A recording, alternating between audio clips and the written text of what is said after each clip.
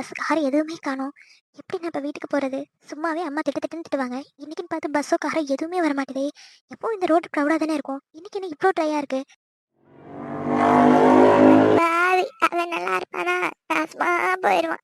கண்ணு முன்ன தெரியாம வண்டியை ஓட்டி என் மேல கொண்டாந்து விட்டு ஏத்திட்டானே. என் காலு போச்சு, என்னால நடக்கவே முடியலையே. விட்டு ஏத்திட்டு அவன் பாட்டுக்கு போயிட்டான். என் காலு ஒண்ணும் பண்ண முடியலையே. ஆண்டவா, அவனுக்கு நல்ல சாவு வருமா? பாட்டி, என்னாச்சு உங்களுக்கு? உங்களுக்கு ஒண்ணும் இல்லைல்ல?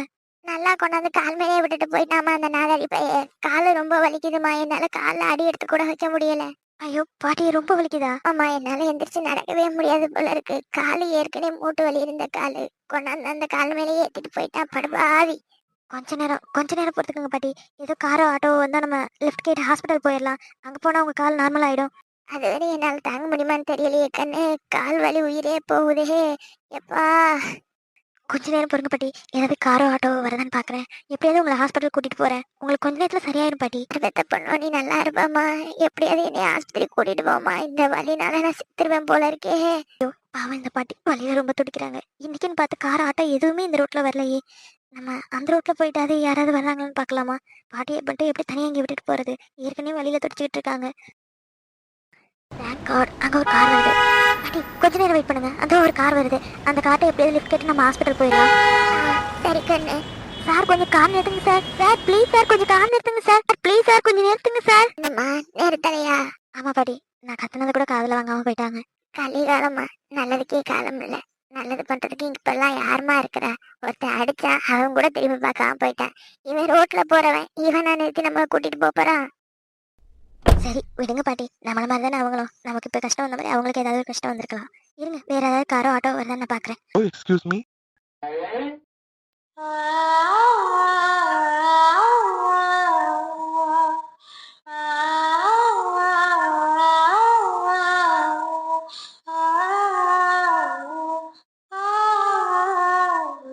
அகில், இவர் எங்க இங்க? இவரோட காரை நிறுத்தணும். ஹலோ, உங்களை தான். நீங்க தானே கார் நிறுத்துனீங்க? ஆமா அகில், நான் தான். ஐயோ போச்சு. ஏ ஐஷு, உளறிட்டியா? எதுக்கடி பேரை சொன்ன? ஐயோ, அவர் வேற பாக்குறாரே.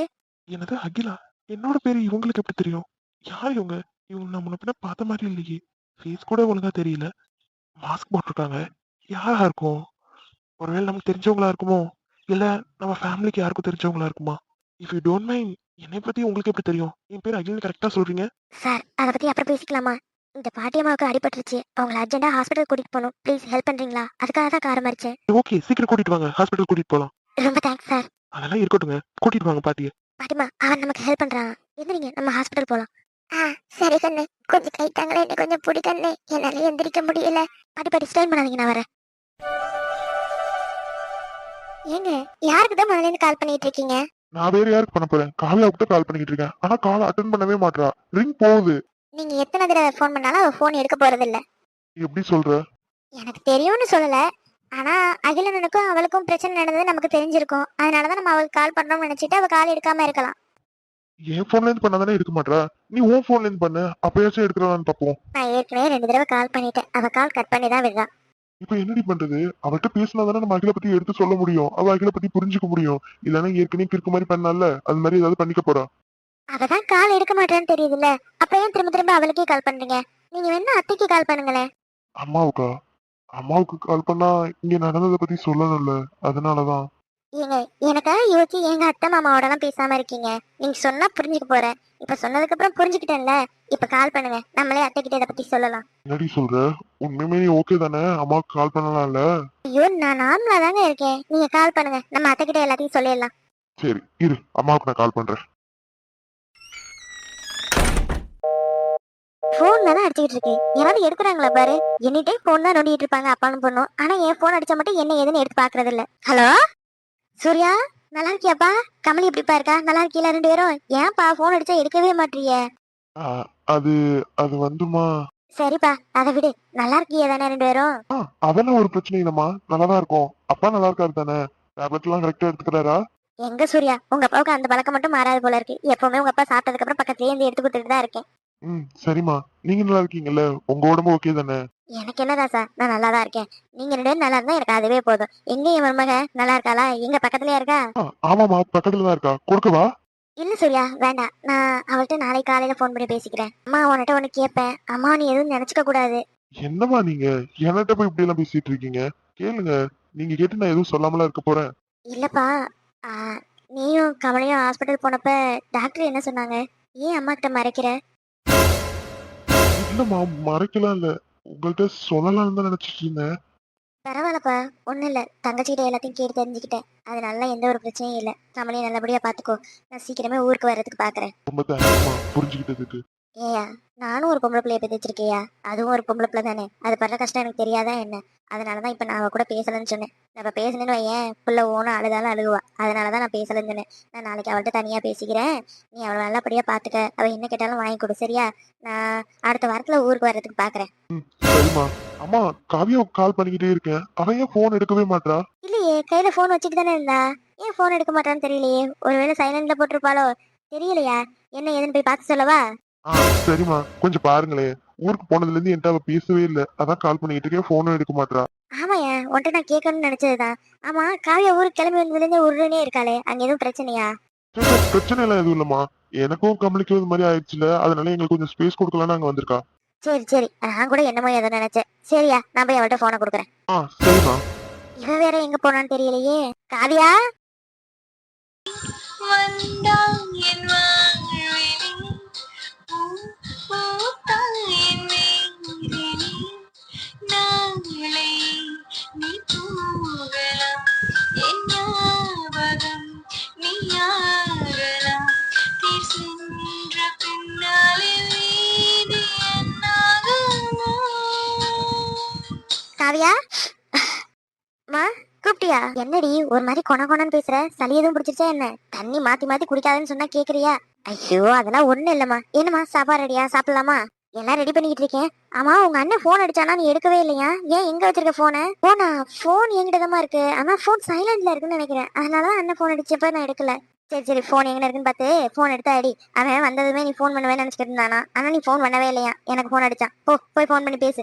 சரிம்மா. அம்மா, அண்ணன்ட்ட நீ எதுவும் கேட்கலையே? இல்லடி, நான் எதுவும் கேட்கல. போய் நீ உங்க அண்ணனுக்கு ஃபோன் பண்ணி பேசு. சரிம்மா. ரொம்ப பசிக்குது. நீ போய் சாப்பாடு ரெடி பண்ண. அதுக்குள்ள நான் அண்ணன் பேசிட்டு வந்துடுறேன். சரி சரி, ரொம்ப நேரம் பேசிக்கிட்டு இருக்காம சீக்கிரம் கீழே வா, சரிம்மா? ஐயோ, சுத்தமா மறந்துட்டேன். வந்ததுல இருந்து அண்ணன்ட்ட கால் பண்ணியே பேசல. திட்ட போகுது. ஹலோ அண்ணா. ஏன் காவியா, ஊருக்கு போனதுக்கு அப்புறம் போய் சேர்ந்துட்டு கால் பண்ண மாட்டியா? கதிர் கால் பண்ணி சொன்னாதானா? சாரிண்ணா, நைட் ஃபுல்லா பஸ்ல வந்தது ஒரு மாதிரி டயர்டா இருந்துச்சா. அதனால வந்ததுமே தூங்கிட்டேன். ஈவினிங் தான் எழுந்தேன். எழுந்ததுமே அம்மாட்ட பேசிட்டு இருந்ததுல சுத்தமா மறந்துட்டேன். சாரி. சரி, ஓகே, அதெல்லாம் விடு. ஆமா, இப்ப நீ எதுக்கு திடீர்னு ஊருக்கு கிளம்பி போன? அதான் நான் சொன்னேன்லண்ணா, எனக்கு கொஞ்சம் டைம் கூட, நானே சொல்றேன். எனக்கு எல்லாம் தெரியும் காவியா. நீ என்ன முட்டாள காவியா? நீ இவ்வளவுக்கு முட்டாளா இருப்பேன்னு நான் கொஞ்சம் கூட எதிர்பார்க்கல. நான் உனக்கு எதுவும் தெரியாது. அது வந்து இல்ல காவியா, உனக்கு இன்னும் எதுவும் தெரியல. என் ஃப்ரெண்ட பத்தி எனக்கு தெரியும். உன் லவர் பத்தி உனக்கு தெரியாம இருக்கலாம். ஆனா என் ஃப்ரெண்ட பத்தி எனக்கு நல்லா தெரியும். அவன் எப்படிப்பட்ட கேரக்டர், அவன் யாரை விரும்புறான், யாருக்காக என்ன பண்ணுவான், எல்லாம் எனக்கு தெரியும். நீ தான் இன்னும் அவனை ஒழுங்கா புரிஞ்சுக்கலன்னு நினைக்கிறேன். என் ஃப்ரெண்ட பத்தி யாராவது ஏதாவது சொன்னாங்கன்னா கண்டிப்பா நான் நம்ப மாட்டேன். ஆனா உன் லவரை பத்தி நீ எது வேணா உன்ட்டு சொல்லலாம் போல இருக்கு. ஏன்னா யாரு என்ன சொன்னாலும் நம்பிடுவ போல இருக்கு. அங்க என்ன நடந்ததுன்னு எல்லாத்தையும் கால் பண்ணி உங்க அண்ணிக்கிட்ட ரவினா சொல்லிட்டா. அவளுக்கு என்ன அவசியம் அகில பத்தி நல்ல விதமா உங்க அண்ணிக்கிட்ட சொல்லணும்னு? நான் ஊருக்கு போகும்போதே உன்கிட்ட கேட்டேன்ல எதுவும் ப்ராப்ளமானு. நீ அப்பவே ஏதாவது சொல்லியிருந்தீங்கன்னா உன்னையும் அகிலையும் வர சொல்லி நான் பேசியிருந்தேன்னா இது இவ்வளவு பெரிய பிரச்சனையாவே இருக்காது. ஹலோ காவியா, நான் அண்ணி பேசுறேன். நான் ஏற்கனவே 2 தடவை உனக்கு கால் பண்ணேன்.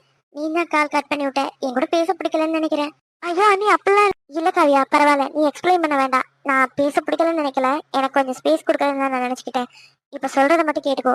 எங்க அண்ணன் எல்லாரும் மாதிரியும் கிடையாது. எங்க அண்ணங்கிறதுக்காக சொல்லல. எங்க அண்ணன் தான் எனக்கு ரொம்ப பிடிக்கும். உனக்கே தெரியும்.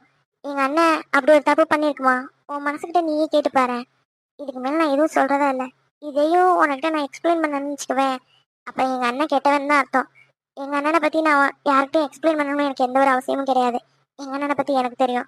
சாரி காவியா, இப்போ உன்னை நான் டிஸ்டர்ப் பண்றதுக்காக உன்கிட்ட பேசல. எங்க அண்ணனை பத்தி ஒரு வார்த்தை உன்கிட்ட சொல்லிடலாமேன்னு தான் சொன்னேன். இந்த உங்க அண்ணன்ட்ட கொடுக்குறேன்.